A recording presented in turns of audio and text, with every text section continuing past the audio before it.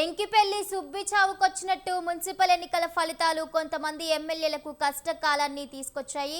ఎందుకంటే మున్సిపల్ ఎన్నికల్లో ఆ ఎమ్మెల్యేలు ప్రాతినిధ్యం వహిస్తున్న నియోజకవర్గాల్లో ప్రతికూల ఫలితాలు వచ్చాయి. బీఆర్ఎస్ పార్టీలో జగదీష్ రెడ్డి ఎమ్మెల్యేగా ఉన్న సూర్యాపేట నియోజకవర్గంలో 48 స్థానాలలో గులాబీ పార్టీ కేవలం 11 స్థానాలకు మాత్రమే పరిమితమైంది. ఇక్కడ కాంగ్రెస్ పార్టీ 31 స్థానాలలో విజయం సాధించింది. హుజూరాబాద్ నియోజకవర్గంలో కౌశిక్ రెడ్డి ఎమ్మెల్యేగా ఉన్నారు. ఇక్కడ 30 వార్డులు ఉంటే గులాబీ పార్టీకి కేవలం 8 స్థానాలు మాత్రమే లభించాయి. ఇదే నియోజకవర్గంలో జమ్మికుంట మున్సిపాలిటీలో కాంగ్రెస్ కంటే గులాబీ పార్టీ 2 ఎక్కువ వార్డులు సాధించి మొదటి స్థానంలో ఉంది.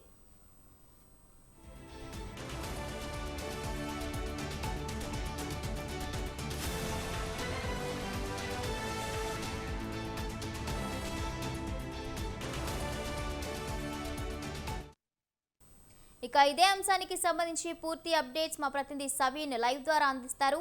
సవీన్, రాష్ట్ర వ్యాప్తంగా 116 మున్సిపాలిటీలు 7 మున్సిపల్ కార్పొరేషన్లకు ఎన్నికలు జరిగాయి. వీటికి సంబంధించినటువంటి ఫలితాలు వచ్చాయి. ముఖ్యంగా బీఆర్ఎస్ పార్టీకి సంబంధించి ఎమ్మెల్యేలు ప్రాతినిధ్యం వహిస్తున్న నియోజకవర్గాల్లోనూ బీఆర్ఎస్ పార్టీ మున్సిపాలిటీలు ఓడిపోవడంపై బీఆర్ఎస్ పార్టీలో పోస్ట్ మార్టం స్టార్ట్ అయిందని చెప్పుకోవచ్చు. ప్రధానంగా అధికారంలో ఉన్నప్పుడు 90% పైగా మున్సిపాలిటీలు సాధించామని చెప్పుకున్నటువంటి గులాబీ పార్టీ ఇప్పుడు ప్రతిపక్షంలోకి వచ్చిన తర్వాత మాజీ మంత్రులు సిట్టింగ్ ఎమ్మెల్యేలు ప్రాతినిధ్యం వహిస్తున్నటువంటి నియోజకవర్గాల్లోనూ ఓడిపోవడంతో గులాబీ పార్టీలో వర్గాల్లో ఒక రకమైన చర్చ జరుగుతోంది. ప్రధానంగా గతంలో అధికారంలో ఉన్నప్పుడు మున్సిపాలిటీలు తమ ఖాతాలో పడ్డాయి. ఇప్పుడు ప్రతిపక్షంలోకి వచ్చిన తర్వాత ఎందుకు ఓడిపోయారు అనే దానిపైన గులాబీ పార్టీ అధిష్టానం ఆరా తీస్తోంది. ముఖ్యంగా జగదీష్ రెడ్డి మాజీ మంత్రి సూర్యాపేట అసెంబ్లీ నియోజకవర్గం నుంచి ప్రాతినిధ్యం వహిస్తున్నారు. బీఆర్ఎస్ అధికారంలో ఉన్నప్పుడు వరుసగా 10 ఏళ్ల పాటు రాష్ట్ర మంత్రిగా ఉన్నారు. సూర్యాపేటలో మొత్తం 48 స్థానాలకు గాను బీఆర్ఎస్ పార్టీ 11 స్థానాలకు మాత్రమే పరిమితమైంది. అక్కడ కాంగ్రెస్ పార్టీ మున్సిపాలిటీని దక్కించుకుంది. ఇక అదేవిధంగా హుజూరాబాద్ అసెంబ్లీ నియోజకవర్గం నుంచి బీఆర్ఎస్ ఎమ్మెల్యే పాడి కౌశిక్ రెడ్డి ప్రాతినిధ్యం వహిస్తున్నారు. హుజూరాబాద్ లో బీఆర్ఎస్ పార్టీ ఓడిపోగా జమ్మికుంటలో మాత్రం సింగిల్ లార్జెస్ట్ పార్టీగా నిలిచింది. దీంతో ఇతరుల సహాయంతో అక్కడ మున్సిపాలిటీని దక్కించుకున్న పరిస్థితి అయితే మనకు కనపడింది. ఇక కోరుట్ల ఎమ్మెల్యేగా కల్వకుంట్ల సంజయ్ ఉన్నారు. కేసీఆర్ కుటుంబానికి సన్నిహిత బంధువు, అదేవిధంగా కేసీఆర్ కుటుంబంతో సన్నిహితంగా ఉంటారు. ఇక్కడ కోరుట్ల నియోజకవర్గంలో మొత్తం 33 కోరుట్ల మున్సిపాలిటీలో 33 వార్డులు ఉంటే కేవలం 8 వార్డుల్లోనే బీఆర్ఎస్ గెలిచింది. ఇక మెట్పల్లిలో కూడా ప్రధానంగా బీఆర్ఎస్ పార్టీ 2వ స్థానంతో సరిపెట్టుకోవాల్సిన పరిస్థితి వచ్చింది. ఎమ్మెల్యే మాణిక్రావు సిట్టింగ్ ఎమ్మెల్యేగా ఉన్నారు.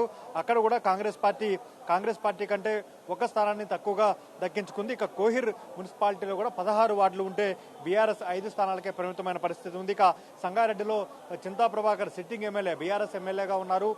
సంగారెడ్డి, సదాశివపేట 2 మున్సిపాలిటీలు ఈ నియోజకవర్గంలో ఉంటాయి.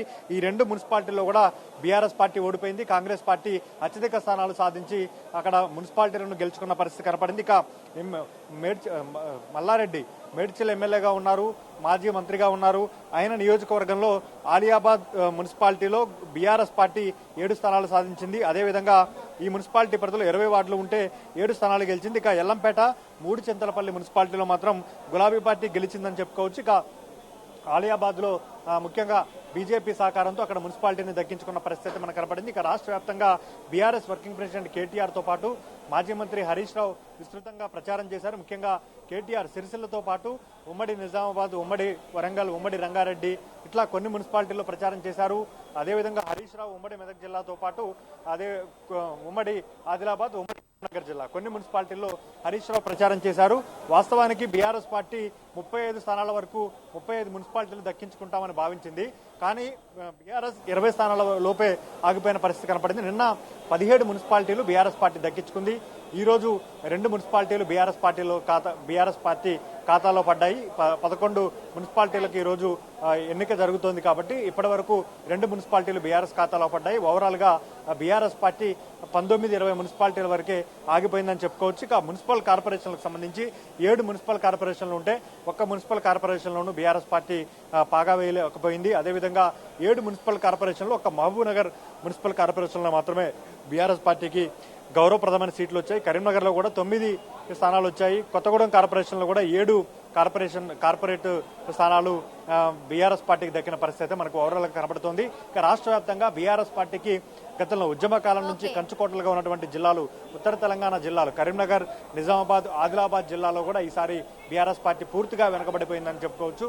అందుకే మున్సిపాలిటీలు తగ్గాయనే అంచనా కూడా బీఆర్ఎస్ పార్టీ నాయకత్వం వచ్చినట్టుగా తెలుస్తోంది. ఓవరాల్ గా చూస్తే ఈ మున్సిపల్ ఎన్నికల్లో బీఆర్ఎస్ పార్టీకి సంబంధించి కేటీఆర్, హరీష్ రావు ఇద్దరు కేవలం